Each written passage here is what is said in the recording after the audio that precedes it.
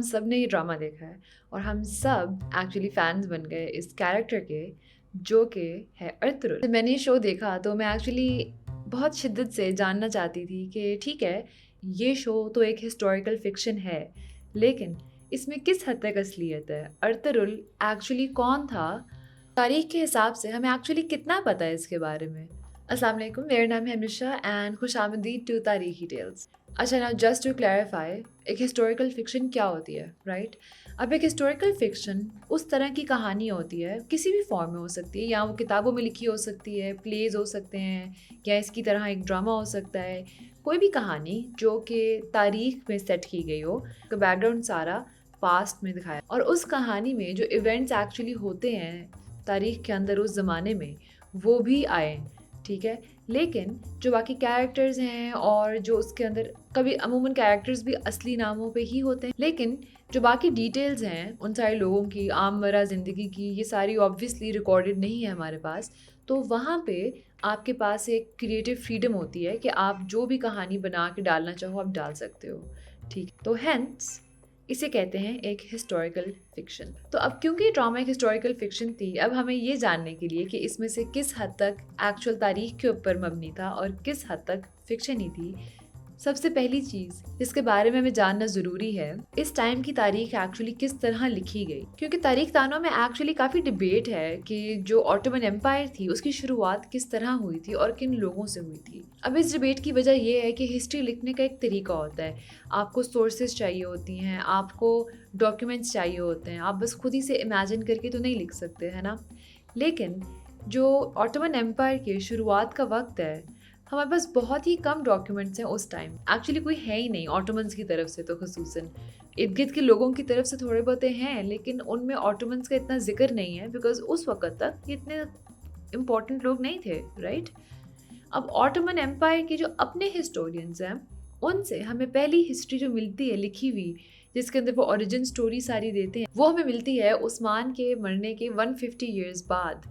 तो ज़ाहिरी बात है, जब हिस्टोरियंस को डॉक्यूमेंट मिलता है तो वो काफ़ी सवाल उठाते हैं कि इतने लंबे गैप में काफ़ी कुछ तो बदल गया होगा, राइट। अब मसला ये होता है कि पहले लोग जिसके बारे में लिखना शुरू करते हैं, जिनको हम आज करते हैं, वो होते हैं वेस्टर्न हिस्टोरियंस, ठीक है।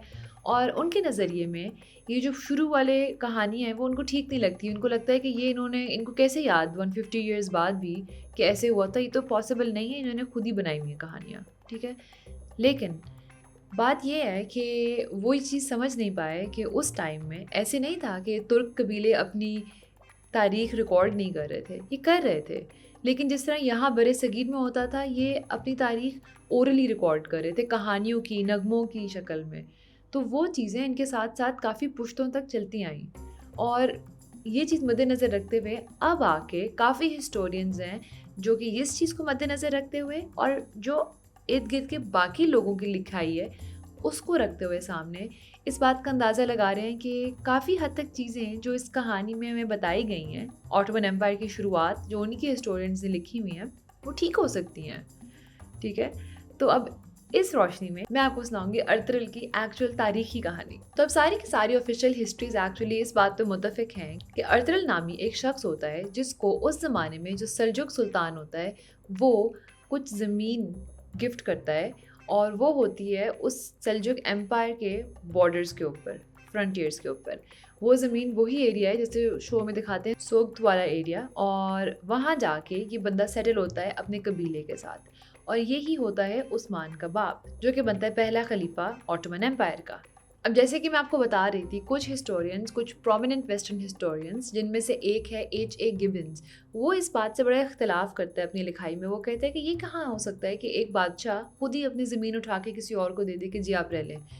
तो उसको ये बात समझ नहीं लगती और उसको बिल्कुल रद्द कर देता है। लेकिन अब मॉडर्न हिस्टोरियंस, जिनमें से कुछ टर्किश हिस्टोरियंस भी हैं, उन्होंने बाकी सोर्सेज इर्द गिर्द की जो एम्पायर्स थी उनकी लिखाई पढ़ते हुए ये हिसाब लगाया है कि ये चीज़ तो होती रहती थी, बाकी लोगों में भी इस चीज़ की मिसालें हैं।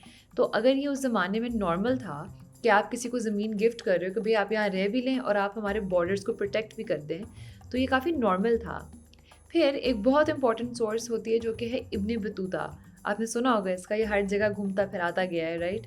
तो जब ये इस एरिया से गुजरता है सन 1340 में, तो ये रिकॉर्ड करता है कि इसको इस तरह की 25 मुख्तलिफ छोटी फ्रंटियर स्टेट्स मिलती हैं, जो कि इसी तरह बनाई गई होती है, किसी न किसी बादशाह ने किसी को गिफ्ट की होती है। तो ये सारी चीज़ें मद्देनज़र रखते हुए ये हिसाब लगाते हैं हिस्टोरियंस के ये चीज़ सच ही लिखी हुई है इन लोगों ने कि उसको ऐसे तोहफे में मिल गई ज़मीन। अब साथ ही साथ काफ़ी ज़्यादा हिस्ट्रीज ये भी बताती हैं कि वाकई ये लोग एक काई कबीले से ताल्लुक़ रखते थे और ये सारे लोग एक सुलेमान नामी बंदे के पीछे इस खित्ते में आए थे। अब सुलेमान अर्तुगरुल का ही बाप था। कहते हैं कि वो किसी और शख्स की आर्मी में होता था और वहाँ से वो इधर आया। उस शख्स का नाम था शाह जलालुद्दीन मनकोविर्ती। यहाँ आने के कुछ अर्से बाद सुलेमान कोशिश करता है खुरासान वापस जाने की, लेकिन ये एक दरिया में डूब के मर जाता है और अर्तुगरुल को मिल जाता है बाकी के कबीले की सरदारी। तो अर्तुगरुल अपने साथ तकरीबन 400 डिफरेंट ख़ानदान लेके उस सोगत के एरिया में जाके सेटल होता है।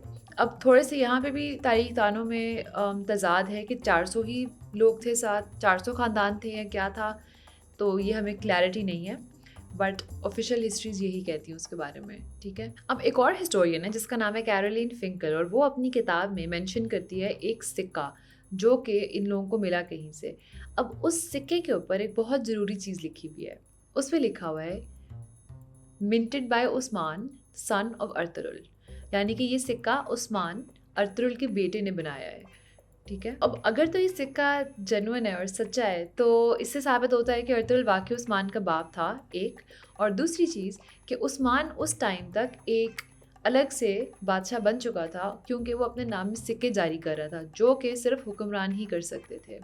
अब मसला ये है इस कॉइन का कि इसके ऊपर कोई डेट नहीं है, कोई साल नहीं लिखा हुआ, तो जिस वजह से थोड़े से सवालात उठाए जाते हैं कि ये जेन्युइन है भी कि नहीं। देयर यू गो, कि सिर्फ इतना सा ही पता है अर्तुगरुल के बारे में। हमें ये ज़रूर पता है कि इसका जो मकबरा है वो सोगत के अंदर ही वाक़या है और कहा जाता है कि उस्मान ने अपने बाप के लिए वहाँ बनवाया था, लेकिन तारीख़दान कहते हैं कि अब इस डे एंड एज में वो मकबरा इतनी दफ़ा टूट के फिर से बन चुका है कि जो उसकी ओरिजिनल बिल्डिंग थी ना, वो तो कुछ बचा ही नहीं है। तो हम कॉन्फिडेंटली नहीं कह सकते कि उस्मान ने ही बनाया था, लेकिन उनकी ऑफिशियल हिस्ट्रीज यही बताती हैं। तो दैट्स इट, हमें इतना ही पता है अर्तुगरुल के बारे में। सी यू गाइस नेक्स्ट टाइम।